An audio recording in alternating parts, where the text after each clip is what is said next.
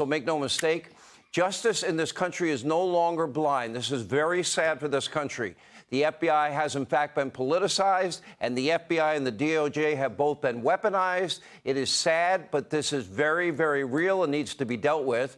In fact, they actively now and knowingly are putting their thumb on the scale. They've done it now in every major election since 2016, including 2016. But that's news, apparently, to FBI Director Christopher Wray, who's on Capitol Hill today. Take a look at this.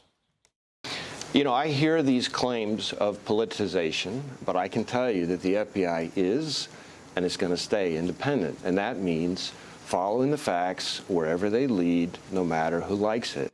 And I can tell you that is not true, unless, of course, the facts could negatively impact a prominent Democrat with the last name Clinton or Biden. Wray is either lying or living on another planet. Now, remember, according to Jim Comey, no reasonable prosecutor would ever bring charges against Hillary Clinton. She had all that top secret classified information on her servers after she was caught mishandling a ton of top secret material. And then, of course, she destroyed evidence, the 33,000 emails. We had never heard of BleachBit before. Everybody now knows what BleachBit is. And, of course, then there were BlackBerries and iPhones that were smashed with hammers. And, of course, they also removed SIM cards, so you could never recover any information on those BlackBerries and iPhones. Now, the FBI never bothered to raid Hillary Clinton's Chappaqua mansion. I wonder why. Hannity, they didn't want to see me, that's why. Why didn't they raid that? More recently, the FBI never bothered to conduct a search warrant at any of Joe Biden's properties after top secret documents turned up here, there, and pretty much everywhere Joe Biden was. Now, apparently, early morning raids with SWAT teams, they are specifically reserved for Donald Trump or his friends and associates like Paul Manafort or Roger Stone or other conservatives, other Republicans, because we are now living in a country with a two-tiered system of justice. Now, Director Wray had a chance to restore the integrity of the FBI, to once again make it the single premier law enforcement agency in the entire world after the disastrous tenure of James Comey and company. But instead, the Bureau's political bias and abuse of power, it is now worse than ever. Christopher Wray is an abject failure. No American should have confidence in his leadership. You decide. The documents investigation for former President Trump and the raid that happens in Mar-a-Lago, that show of force in that way, as opposed to the documents investigation for President Biden and how that went down. You find out about those documents before the November election. The FBI then does the search of the House after that, but does not say anything prior to the midterm election. So we have a long history of handling investigations into the mishandling of classified information. And our standard for approaching those investigations is the same, no matter who it is. Our basic approach is the same. That, too, is not true. Do you believe that true? No. It's true. Equal treatment regardless of politics, he's saying? Really? How do you explain, then, the curious case of Hunter Biden? Remember, the FBI got possession of the laptop from hell in December of 2019. Now, instead of authenticating the laptop and investigating the variety of potential crimes documented on the laptop, well, what did Christopher Wray's FBI do? Well, prior to the 2020 election, the Bureau, they were warning every big tech social media company in the country. They were doing it on a weekly basis to be on high alert for foreign disinformation, and it may be about Joe Biden, and it may even be about Hunter Biden. So when the very true New York Post report came out about Hunter's laptop, and that was released, big tech, they had already been primed week after week after week after week by FBI agents, people that work for Christopher Wray, eagerly assuming what they were told was coming. That was some type of disinformation campaign from a foreign entity. Well, it worked successfully because all the big tech companies, they censored the story weeks before the 2020 presidential election, which I would argue, and polls have shown, likely contributed to tipping the election to Joe Biden. Mission accomplished, right, Chris Wray? Now, how dirty can this get? You decide. The FBI is not in the business of functioning as the truth police. Understood. So we don't tell social media companies to censor anything. No, you just told them on a weekly basis to be on the lookout. They may have misinformation about Joe and Hunter Biden. What do you think they were going to do as a result of that? Your FBI agents did it on a weekly basis. They don't tell social media companies to censor. They just feed them false information to create a false narrative, all in the hope to shape the results of an election and the company's policies.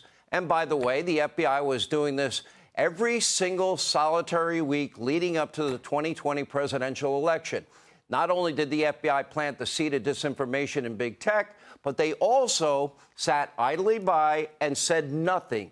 Remember when 50 former Intel officials with no proof at all whatsoever, they signed off on a letter claiming that Hunter Biden's laptop has all the classic earmarks of Russian disinformation or a Russian information operation.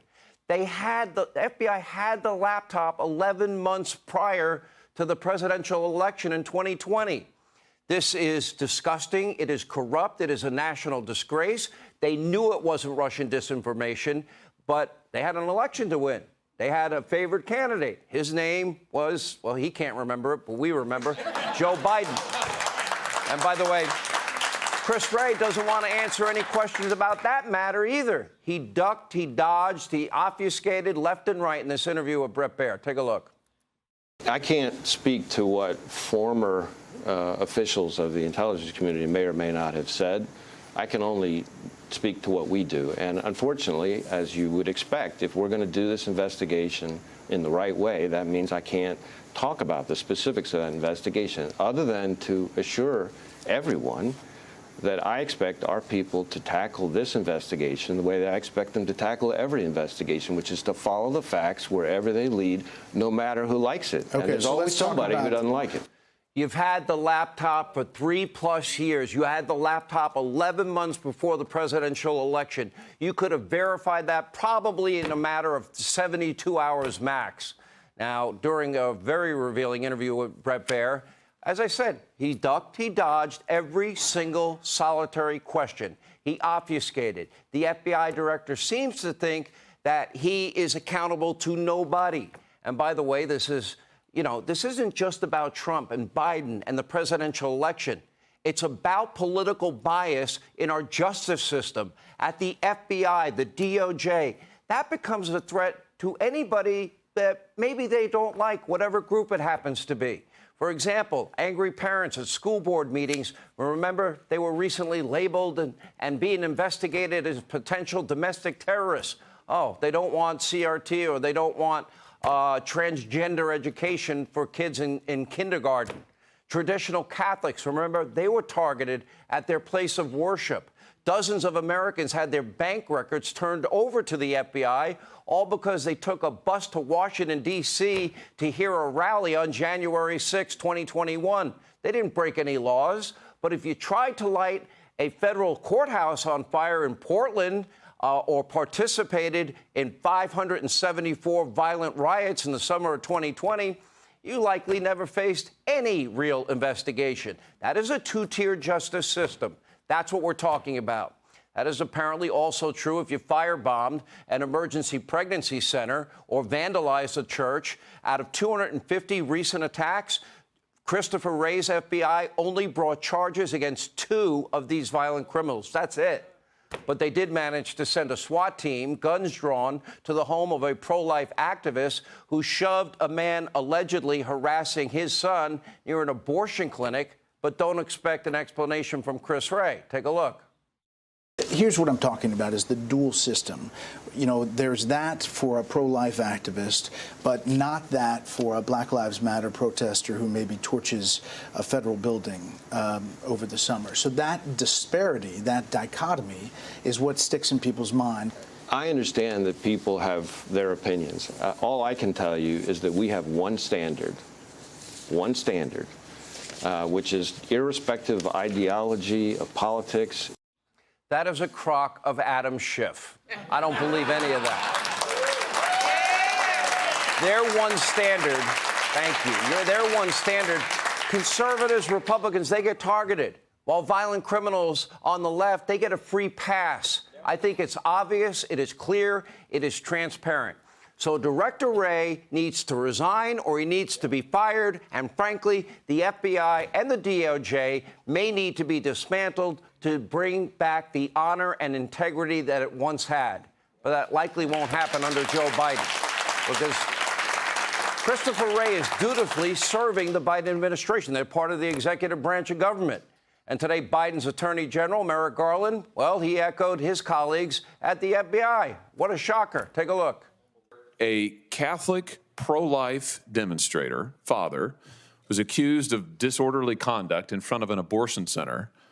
The local prosecutor, the Philadelphia district attorney, who is a Democrat, a liberal, very progressive, declined to prosecute. There was a private suit that got dismissed.